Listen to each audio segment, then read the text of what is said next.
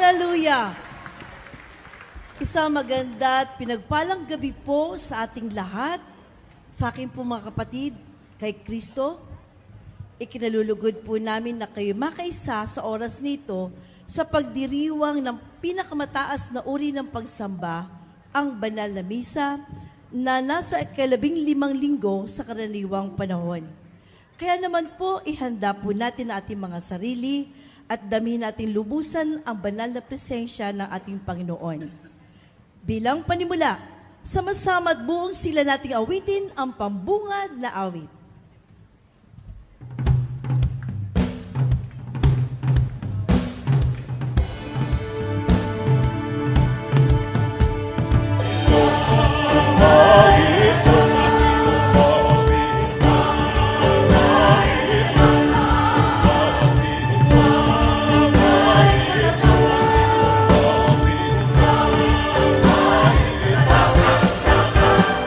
Awit na may nadala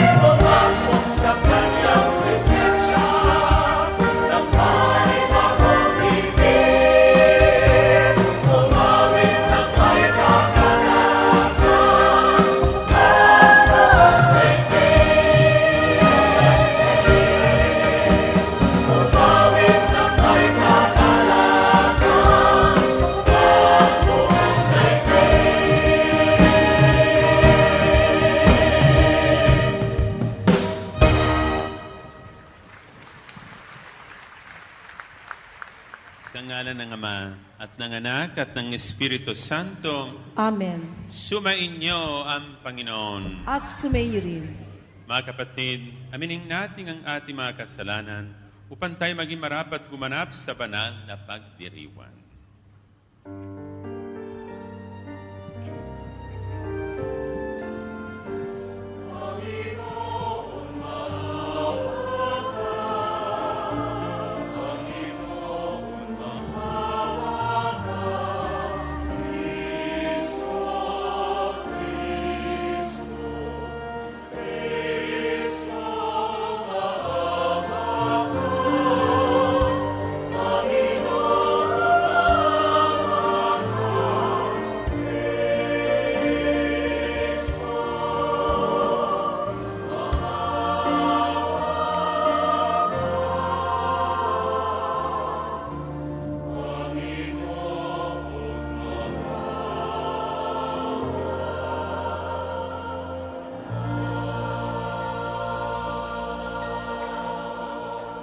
Kaawaan tayo na makapangyarihan Diyos, patawarin tayo sa ating mga kasalanan at patnubayan tayo sa buhay na walang hanggan. Amen. Papuri sa Diyos sa kahit tahasan.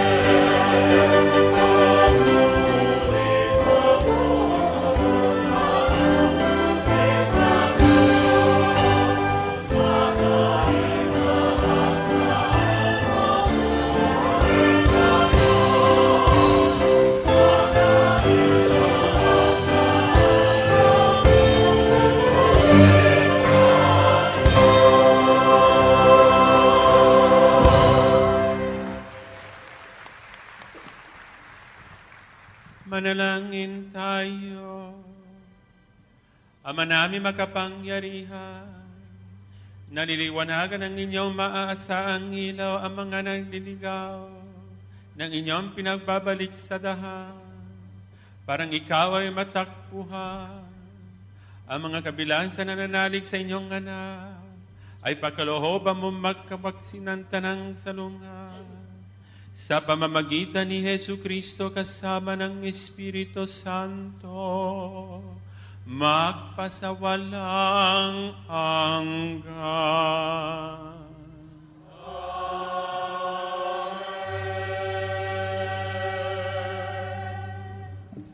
Ang pagpapahayag ng salita ng Diyos.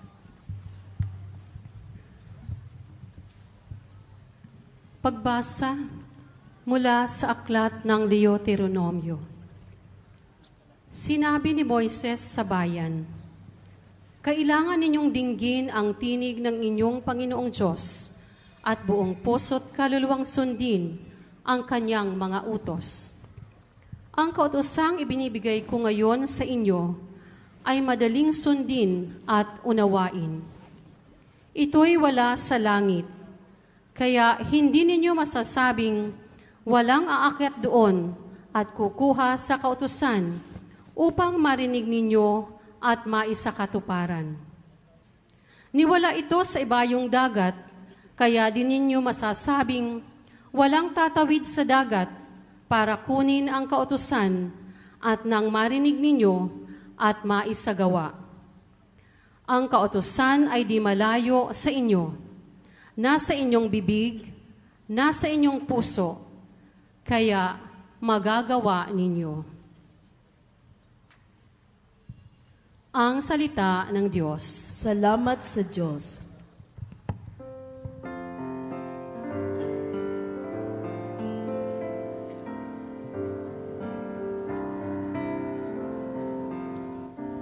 Dumulog tayo sa Diyos upang mabuhay ng lubos.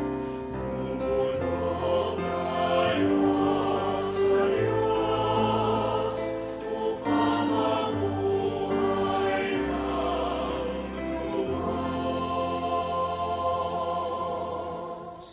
At sa ganang akin, ako'y dadalangin, sa iyo, O Poon, sana'y iyong dinggin, sa mga panahon na iyong ibigin.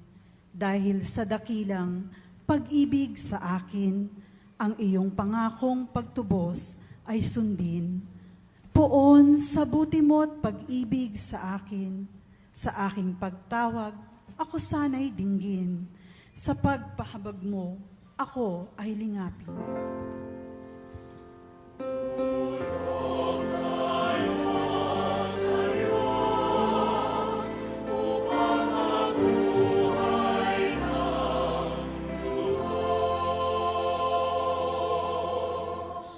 Naghihirap ako't mahapdi ang sugat. O Diyos, itayo mo, ako ay iligtas. Pupurihin ng Diyos, aking aawitan. Dadakilain ko't pasasalamatan.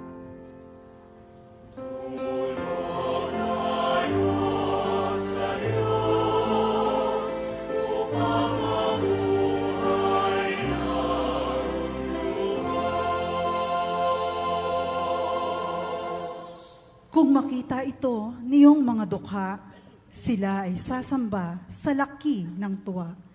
Dinirinig ng Diyos ang may kailangan. Lingkod na bilanggoy, di nalilimutan.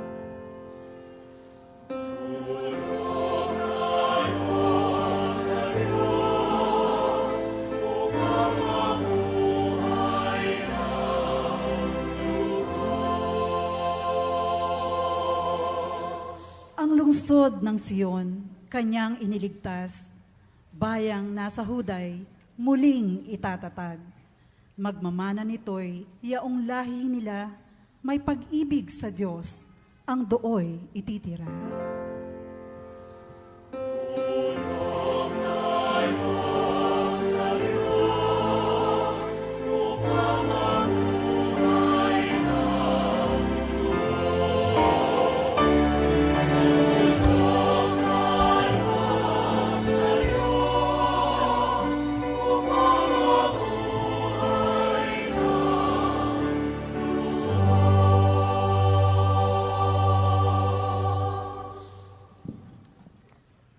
Pagbasa mula sa sulat ni Apostol San Pablo sa mga taga-Colosas.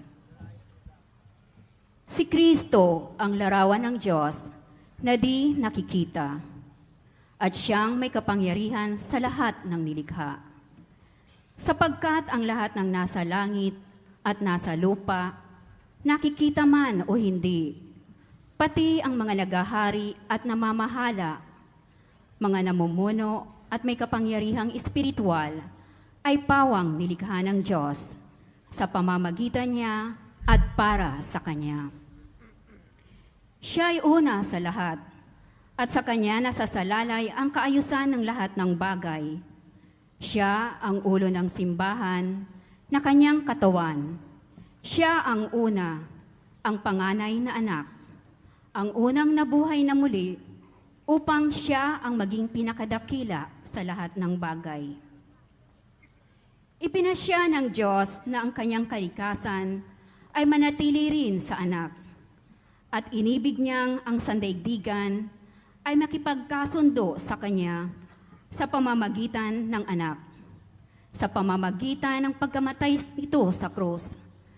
Nagkasundo nga ang Diyos at ang lahat ng nilikha sa langit at sa lupa. Ang salita ng Diyos. Salamat sa Diyos. Magbigay galang po tayo sa mabuting balita ng Panginoon.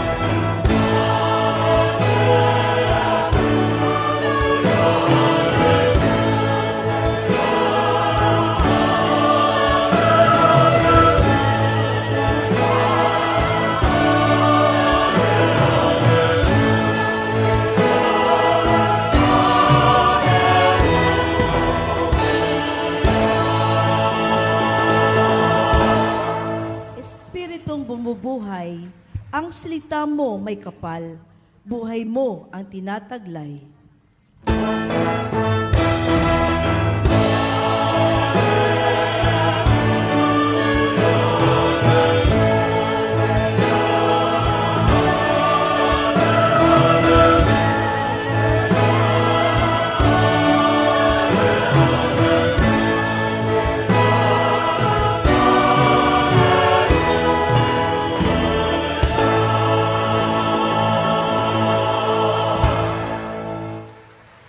Sumainyo ang Panginoon. At sumainyo rin. Ang mabuting balita ng Panginoon ay yung kay San Lucas. Papuri sa iyo, Panginoon.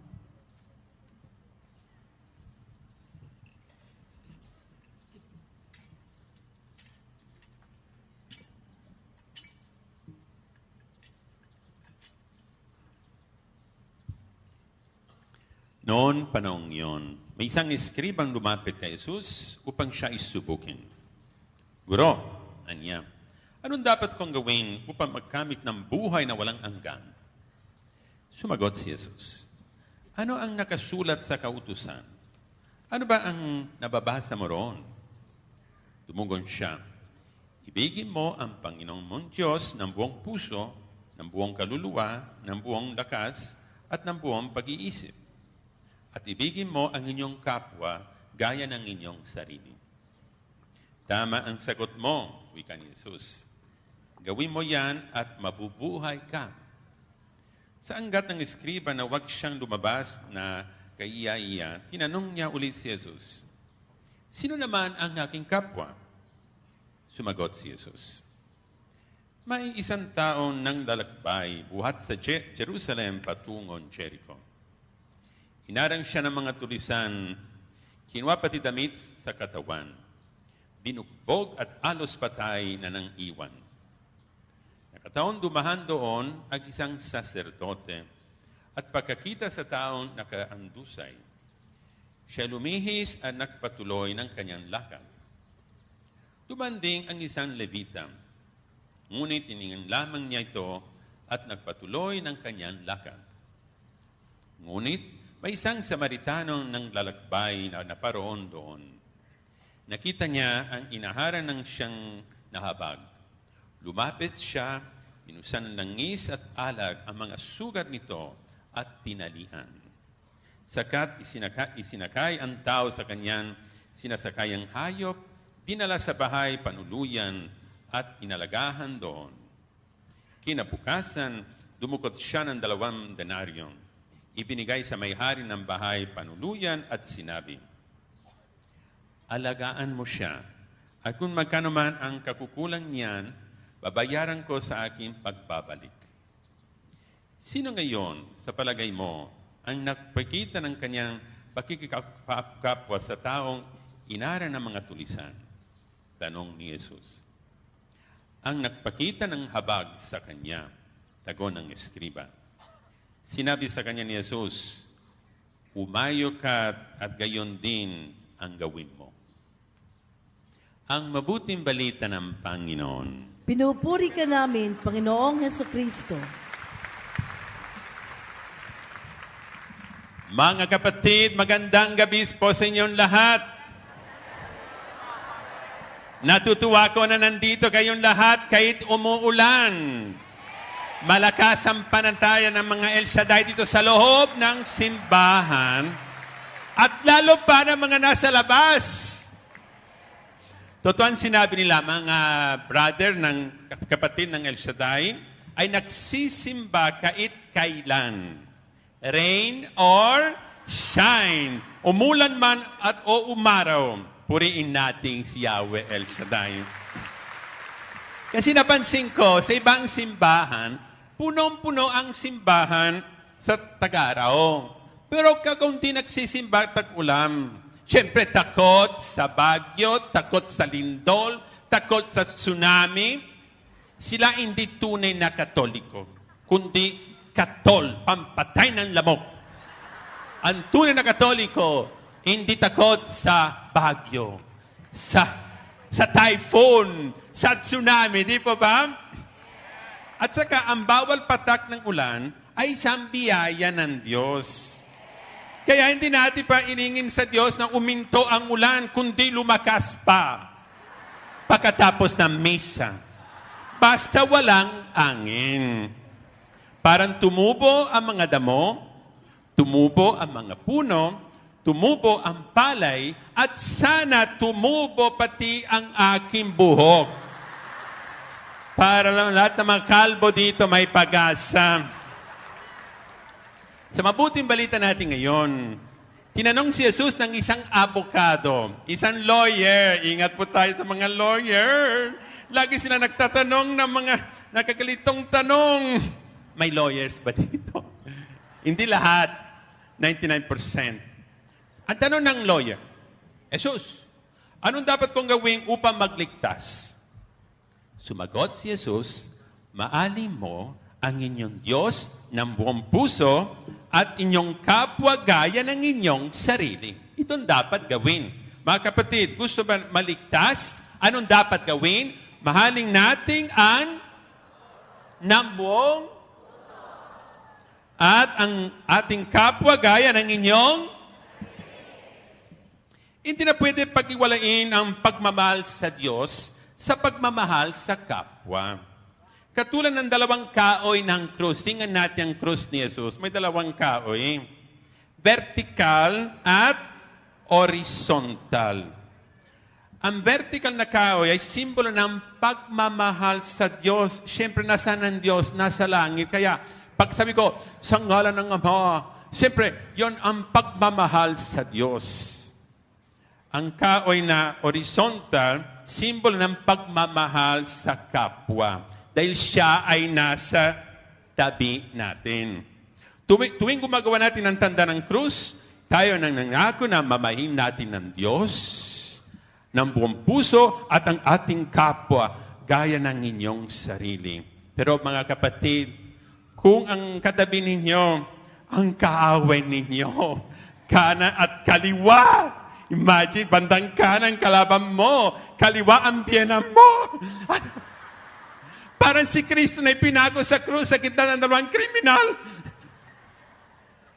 Huwag ninyong bilisan ang tanda ng krus. Kasi napansin ko ng isa, no? Nandyan, tapos nandito ang kaaway niya, nandito ang ibang kaso niya. Sa ngalan ng Ama at ng Anak at ng Espiritu Santo. Amen. Bawal masuntok at masiko. Muli nagtanong ang abogado, sino ang aking kapwa? Sumagot si Jesus sa pamagitan ng talinghaga ng mabuting Samaritano. Tingnan nyo, tuwan-tuwan mga taga-Samar, no? Ang mga waray, mga ekson nating waray, uy, sa awa ng Diyos, nandito tayo, sikat na sikat. Samaritano, taga-Samar. Hindi. Hindi taga-Samar, kundi taga-Samaria. Anyway, may isang lalaki na nalakbay mula sa Jerusalem patungong Jericho. Importante ito, sa Jerusalem sa taas, Jericho sa baba. Ito isang matarik at pababa na dahan, 24 kilometers. Halimbawa, from Baguio hanggang Agoo. Alam ba niyo na saan ang Agoo? Noon na nagkaroon ng peke na apparition ni Mama Mary. Ayan. So, mula sa Jerusalem patungong Jericho. Tapos biglang nag-old up ang lalaki. Kasi doon maraming old upper. Alam ba niyo kung bakit? Kasi doon, wala pa si Duterte. Sa ngayon, wala na. Mga old upper, ingat kayong lahat.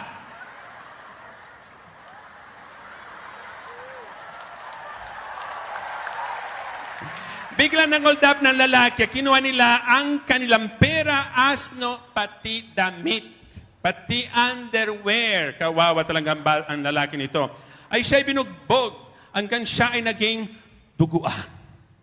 Pagkatapos may 3 tao na dumaan. Isang pari, isang levita, at isang Samaritano. Ilang tao na dumadahan?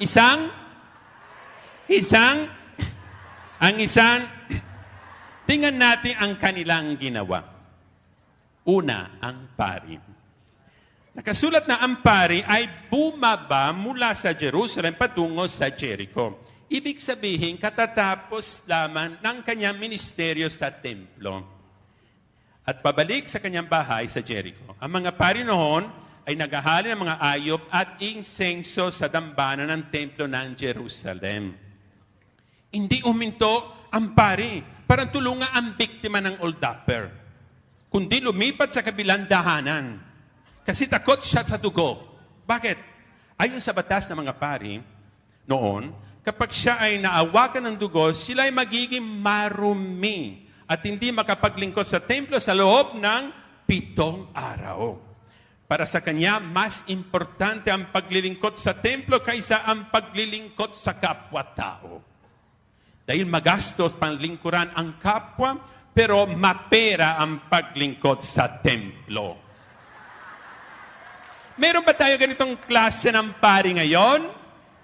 Nako, pari ako. Maraming pari ba dito? Ako lang? Meron ba tayo sa Pinas na pari na mahilig sa stipend and hindi sa kabutihan ng kapwa-tao at ng mga parishioner? Aminin natin. Karamihan sa mga pari ay mabubuti, makadiyos at makatao. Pero ang iba naman ay makapera. Paano mo malalaman kung ang makadiyos o makapera ang pari ninyo? Di ba tayo lahat galing sa iba't ibang parokya, no? Gusto kong malaman kung ang pari ko ay makapera o makadiyos. Simple yan. Itong secret. Huwag mong sabihin sa iba. Itong secret. Bukas, pumunta kayo sa parish office at mag-request ng kumpisal. Sabi nyo, ma'am, gusto ko sana magkumpisal. Kung ang pari ninyo ay parating available for confession, siya ang isang mabuting pari. Kung ang pari hindi available for confession, parati ang kanyang palusot ay pagod, may lakad, may traffic, siya hindi mabuting pari, makapera yun. Bakit? Kasi pagdating sa kumpisal, walang stipend. Oo naman So, ang pari na hindi available sa kumpisal dahil walang stipend. Pero parati siyang available sa binyag, kasal at libing. Bakit?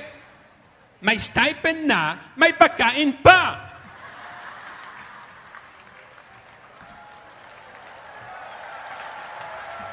Sino-sino mga mabubuting pari? Si Saint Dom Bosco, yun ang founder ng mga Salesian. Buong buhay tinuruan niya mga batang kalye, Saint Dom Bosco. Si Saint Camillus de Lelis, founder ng mga Camillians, buong buhay niya inalagahan ng mga may sakit na mahirap. Si Saint Padre Pio, kilala niyo si Saint Padre Pio, nagpapakumpisa 12 oras kada araw. 12 oras kada araw. Mga ito ang mga mabait na pari. At ngayon, ipadalangin natin sa Panginoon na magkaroon pa ng maraming mabubuting pari sa simbahan. Amen? Pangalawang lalaki, Levita. Matapos ng ilang minuto, isang Levita, papaakyat mula sa Jericho patungong Jerusalem. Ibig sabihin, siya ay maglilingkod sa templo. Ang mga Levita ay miyembro ng tribo ng Levi, nakatalaga sila upang maglingkod sa templo, lalo-lalo sa pagkanta o choir natin. Kayo mga bagong Levita ngayon. Katulad ng pari, siya ay lumipat sa kabilang dahanan para hindi siya madungisan ng dugo at hindi makapagbawal sa paglilingkod sa loob ng 7 araw. Mas importante para sa kanya ang paglilingkod sa templo kaysa ang paglilingkod sa kapwa. Sino-sino ngayon ang mga bagong Levita sa simbahan nating Katoliko? Una sa lahat, mga Levita ay mabait. Karamihan mabait, pero ilan, hindi ko alam. Lahat ng mga naglilingkod sa simbahan, yun ang bagong Levita. Halimbawa, Mother Butler, nasaan kayo? Altar boys, lector, commentator, extraordinary minister of Holy Communion, Knights of Columbus, ushers, pushers, ay walang pusher. Sorry. Catholic Women Leagues, taga mga miyembro ng iba't ibang organization like Life in the Spirit Seminar, PREX, Couple for Christ, at higit sa lahat, Yahweh El Shaddai. Amen? Lahat ng association and organization at movement ay mabubuti. Lahat. Bakit? Bilang karisma ng Espiritu Santo. So, huwag sanang sabihin, ang movement ito ay masama. Ito ay masama. Ang movement, okay. Pero paminsan, ilang miyembro ay hindi makadiyos, kundi makasarili. Paano natin malalaman kung sino ang makadiyos at kung sino makasarili sa mga bagong Levita natin ngayon? Simple yan. Itong secret. Ang mga magkasarili na Levita, may oras para sa simbahan upang ipakita sa iba na sila ay mabait, ay makadiyos. Pero walang oras para mga batang kalye, walang oras para sa mga isakit, at walang oras sa mga maiirap.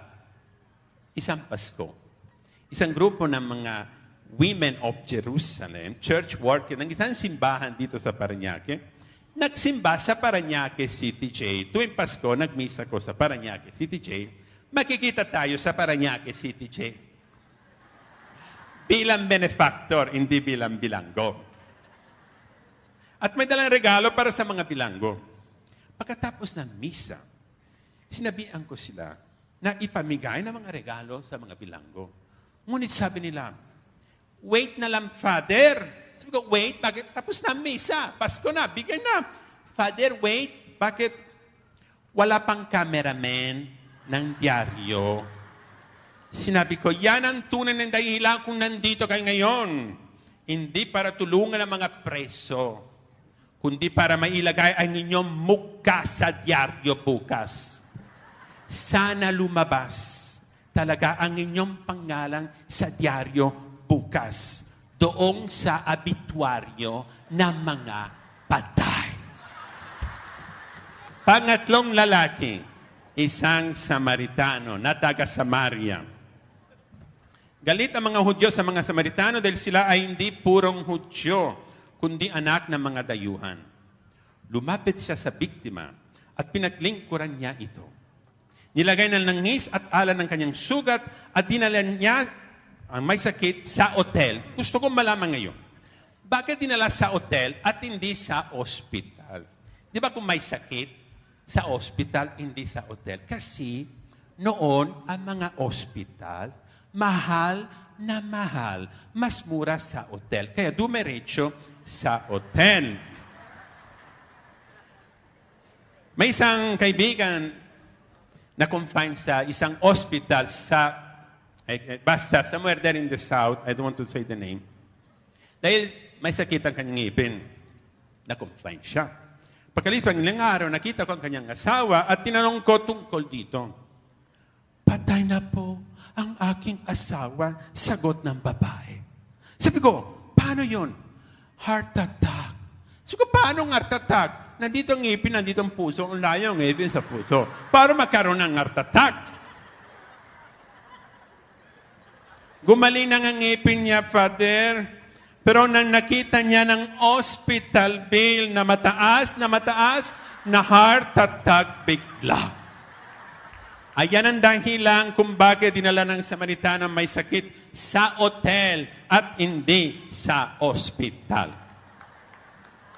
Sino-sino mga mabuting Samaritano ngayon? Meron ako isang tita, si Tita Ida, ang kanyang asawa, talaga mataba. Parang elepante, mabait, pero super taba. At not confined, he was bedridden sa bahay. Ang kanilang apartment was 10th floor. At noong wala pang elevator.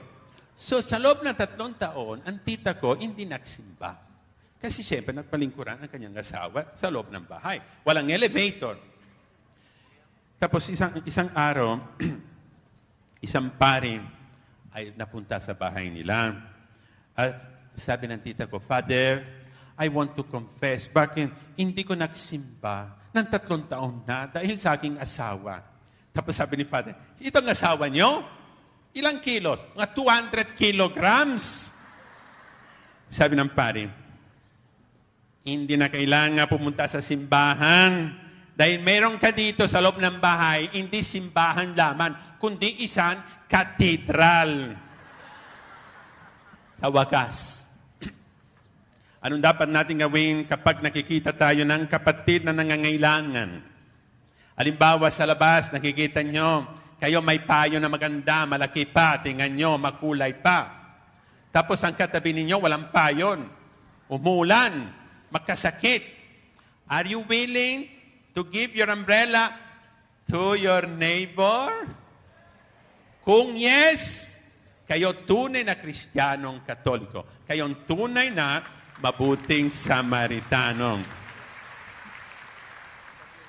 Lilipat na tayo sa kabilang dahanan, katulad ng masamang pari at levita, o tutulungan natin siya, katulad ng mabuting Samaritano.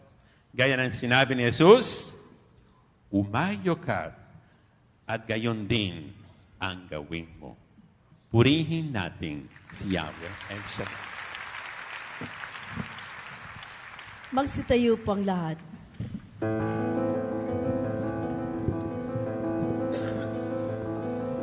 Sumasampalataya ako sa Diyos, ang kapangyarihan sa lahat, na may gawa ng langit at lupa.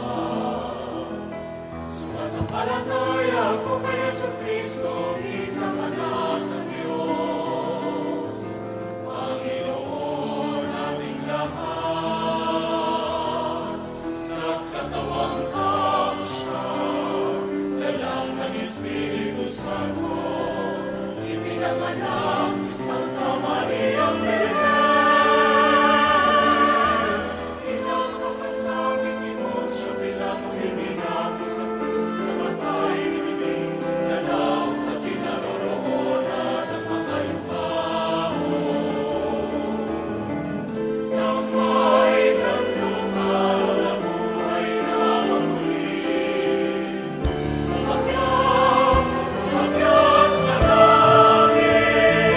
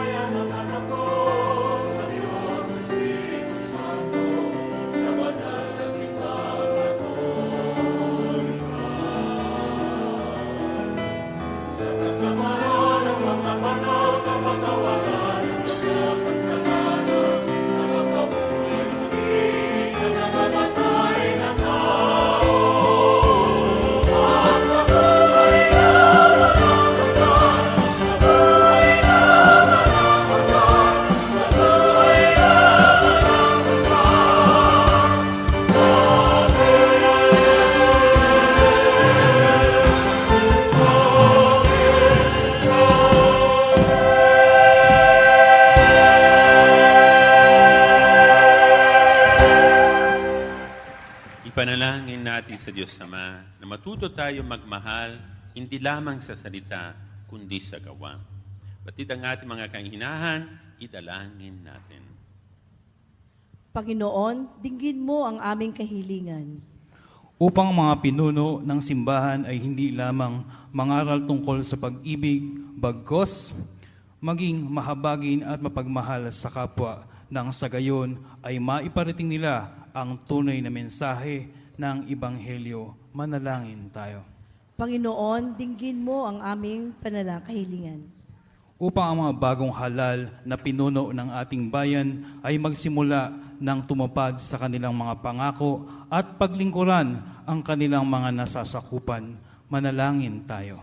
Panginoon, dinggin mo ang aming kahilingan. Upang ang mga tumutulong sa may sakit at mga nangangailangan, doktor, nurse, social workers at makapaglingkod sa kapwa ng may kagandahang loob at mapagmahal. Manalangin tayo. Panginoon, dinggin mo ang aming kahilingan. Upang mga nakahandusay sa daan, mga batang lansangan, biktima ng mga pag-aabuso ng mga matatanda at mga pinabayaan ng mga lipunan ay makakita ng mga mabuting Samaritano na magbibigay ng tulong, mapanumbalik ang kanilang kalusugan, dangal at tiwala sa sarili. Manalangin tayo. Panginoon, dinggin mo ang aming kahilingan. Upang gantimpalaan ng Panginoon ang bawat pamilya na naging maawain at matulungin sa mga mahihirap at mga nagdurusa dahil sa mga kalamidad, manalangin tayo. Panginoon, dinggin mo ang aming kahilingan. Iniining namin ito sa pamamagitan ni Kristo, ang aming Panginoon. Amen. Pwede na po magsiyupong lahat habang inihahanda ang alay.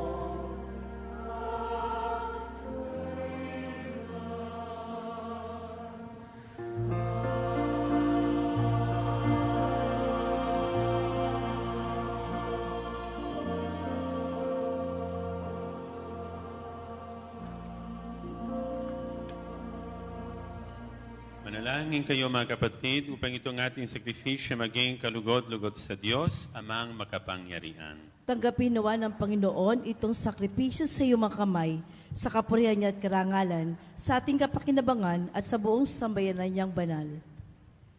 Manalangin tayo. Ama namin lumikha, tunggayan mo mga alin ng inyong masasamong simbahan. At tanggapin mo mga ito para magdagdagan ang inyong kabanalan sa mga nanalig na tunay. Sa pamamagitan ni Hesu Kristo kasama ng Espiritu Santo, magpasawalang hanggan.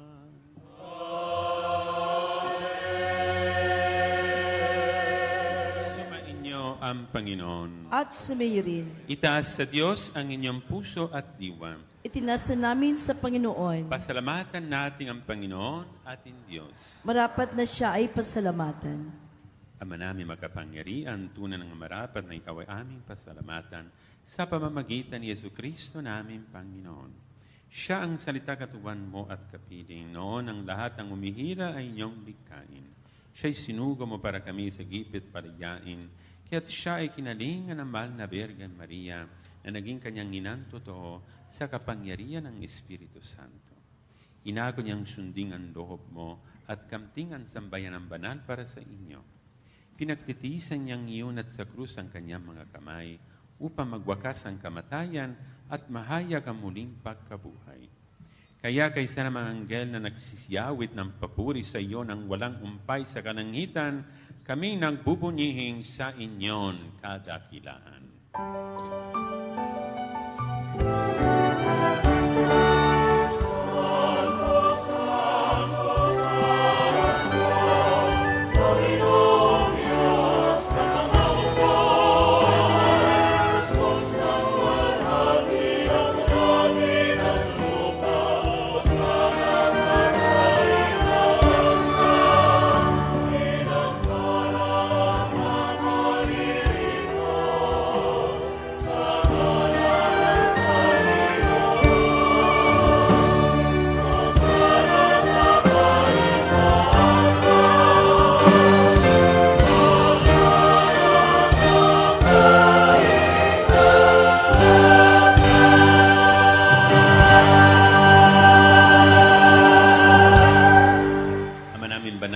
Ikaw ang bukal ng tanang kabananan. Kaya't sa pamamagitan ng inyong Espiritu, gawin mong banal mga kaloob na ito upang para sa amin maging katawan at dugo ng aming Panginoong Jesucristo. Bago niya pinagtitiis ang kusang loob na maging handog, hinawakan niya ang tinapay, pinasalamatan kanya. Pinaghati-hati niya iyon, inihabot sa kanyang mga lagad at sinabi, tanggapin ninyo lahat ito at kanin. Ito ang aking katawan na ihahandog para sa inyo.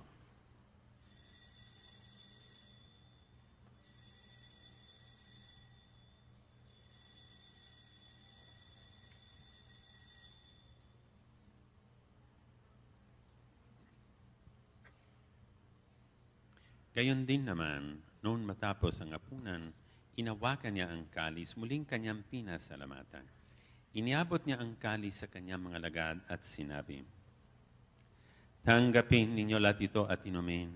Ito ang kalis ng aking dugo, ng bago at walang anggantipan. Ang aking dugo na ibubuhos para sa inyo at para sa lahat, sa ikapagpapatawa ng mga kasalanan. Gawin ninyo ito sa pag-aala-ala sa akin.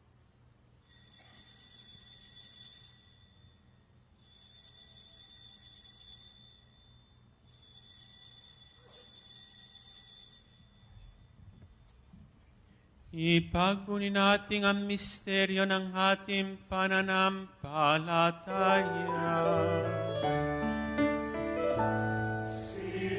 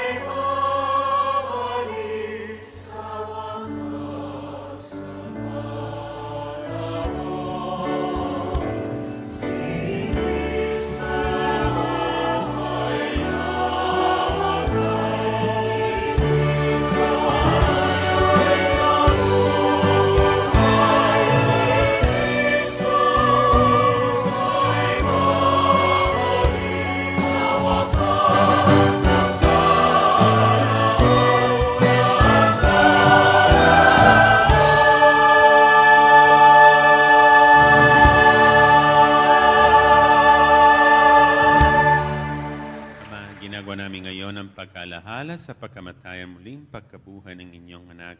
Kaya inihali namin sa iyo ang tinapay na nagbibigay buhay at kalis na nagbibigay ng kaligtasan. Kami ay nagpapasalamat dahil kami ang inyong minarapat na tumayo sa harap mo para maglingkod sa iyo. Isinasamo namin kami magsasalo-salo sa katawan at dugo ni Kristo ay mabuklod sa pagkakaisa sa pamamagitan ng Espiritu Santo. Ama, linggapin mo ang inyong simbahan, laganap sa buong daigdig. Puspusin mo kami sa pag-ibig kaysa ni Francisco, naming Papa, ni Jesse, naming Obispo, at ng Tanang Kaparian. Alalay mo rin mga kapatid namin na nahimlay, na may pag-asa silang muling mabubuhay. Gayon din ang lahat ng mga pumanaw. Kaawaan mo sila at patuloyin sa inyong kaliwanagan. Kaawaan mo at pakindapating kaming lahat na makasalo sa inyong buhay ng walang wakas, kaysa ng mahal na Birgen Maria na ina ng Diyos, kaysa ng mga apostol at ng lahat ng mga banal na namuhay dito sa daigdig ng kalugot-lugot sa iyo. May pagdiwanawa namin ang pagpupuri sa ikarangalan mo sa pamamagitan ng inyong anak, naming Panginoong Jesucristo. Sa pamamagitan ni Kristo, kasama niya at sa Kanya, ang lahat ng parangal at papuri ay sa iyo, Diyos Ama, makapangyarihan, mangliha, magpakailanman.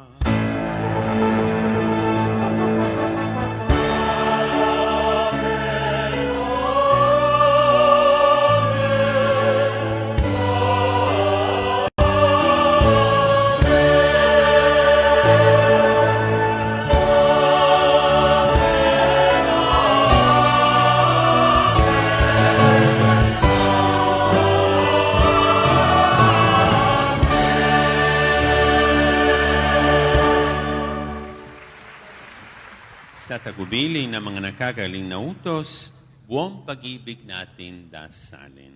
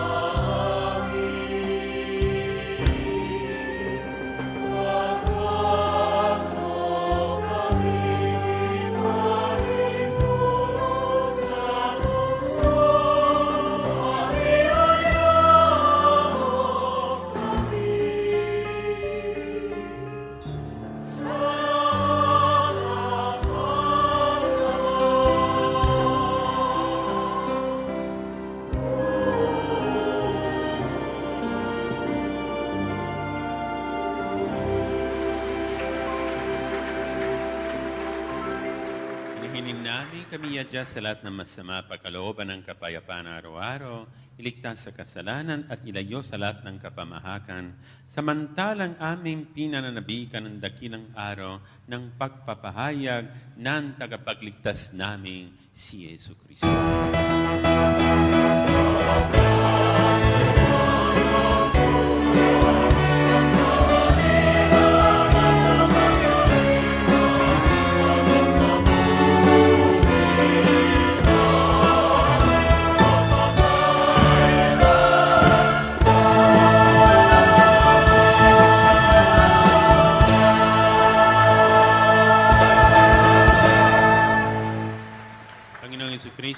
sinabi mo sa inyong mga apostol, kapayapaan ang iniiwan ko sa inyo. Ang aking kapayapaan ibinibigay ko sa inyo. Tunghayan mo ang aming pananampalataya at huwag ang aming mga pagkakasala. Pakalooban mo kami ng kapayapaan at pagkakaisa ayon sa inyong kalooban, kasama ng Espiritu Santo, magpasawalang hanggan. Amen. Ang kapayapaan ng Panginoon ay laging sumainyo. At sumainyo rin. Magbigayan kayo ng kapayapaan sa isa't isa. Peace to everybody.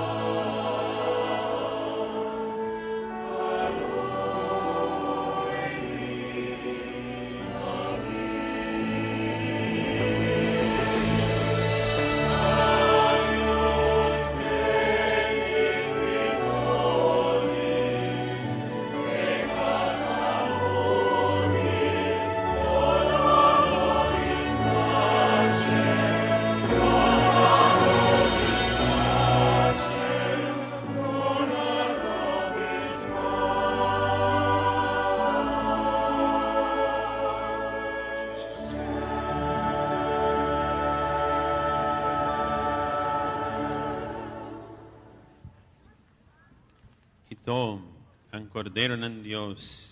Ito ang nag-aalis ng mga kasalanan ng sanlibutan. Mapalang tinatawag sa piging ng kordero. Panginoon, hindi ako karapat-dapat na magpatuloy sa iyo, ngunit sa isang salita mo lamang ay gagaling na ako.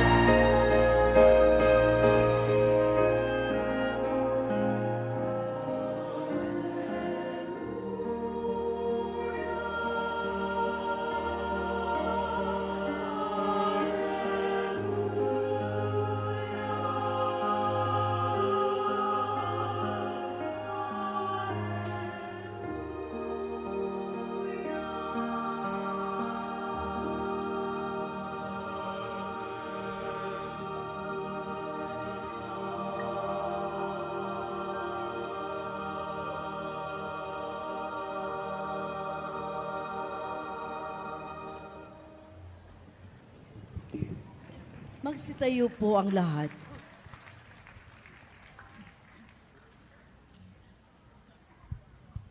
Manalangin tayo. Ama namin mapagmahal, kaming kama pinagpasalo mo sa piginabanhan, ay makatanggap nawa ng bungang karagdagan ng inyong pagliligtas na amin. Ipagdiriwan sa pamamagitan ni Yesu Kristo kasama ng Espiritu Santo, magpasawalang hanggan.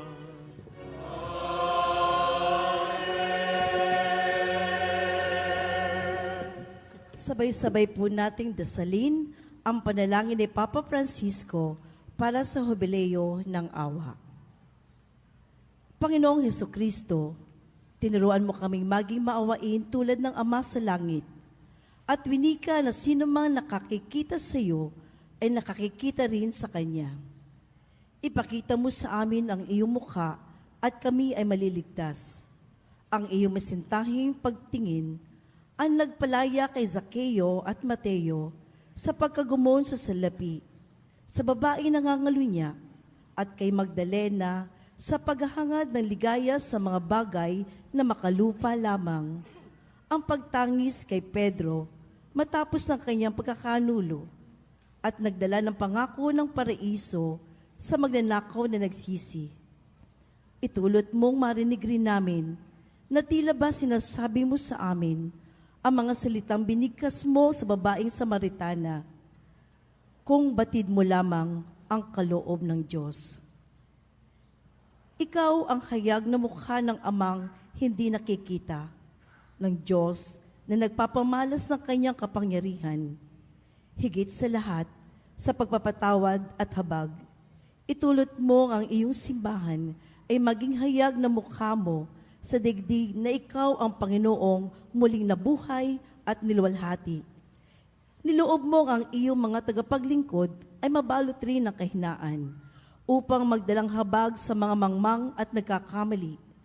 Nawa ang lahat ng lalapit sa kanila ay madama ang pagsuyo, pagmamahal at pagpapatawad ng Diyos. Isugo mo ang iyong spirito at italaga ang bawat isa sa amin sa pagpapadaloy ng langis ng paghirang, upang ang Jubileo ng Awa ay maging isang taon ng biyaya mula sa Panginoon, at ang iyong simbahan ay makapaghatid na mabuting balita sa mahihirap na may bagong sigla, magpahayag ng paglaya sa mga bihag at inaapi, at magpanumbalik ng paningin sa mga bulag. Hinihiling namin ito sa iyo, Panginoong Hesus, sa tulong ng panalangin ni Maria, Ina ng Awa. Ikaw ang nabubuhay at nagahari kasama ng Ama at ng Espiritu Santo magpasawalang hanggan. Amen. Purihin natin ang Panginoon. Purihin si Yahweh El Shaddai. Purihin si Jesucristo sa biyaya ng Eucharistia. Hallelujah. Maraming salamat po sa ating lahat, sa inyo pong lahat na naririto, sa mga naglingkod, sa lahat po na nag-alay, at ito po ay pinangunahan ng PFCC Bulacan. Maraming salamat po sa inyo. At pasalamatan din po natin ang Panginoon at muli po natin nakasama ang ating pinakamamahal na punong lingkod, Brother Mike Z. Velarde at Sister Belen. Maraming salamat po. At pasasalamat din po sa ating Panginoon at muli po nating nakasama ang naging punong tagapagdiwang, ang ating pong Mass Presider, the Provincial Superior of Sons of Holy Mary Immaculate ng Multinational Village ng Parañaque City, Reverend Father Paulo Perlo. Maraming salamat po.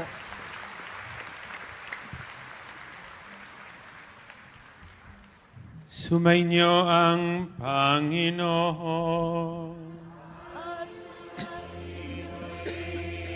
Pagpalain kayo ng magapangyarihan Diyos Ama, Anak at Espiritu Santo.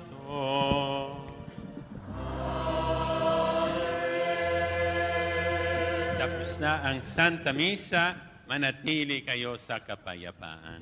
Salamat sa Diyos!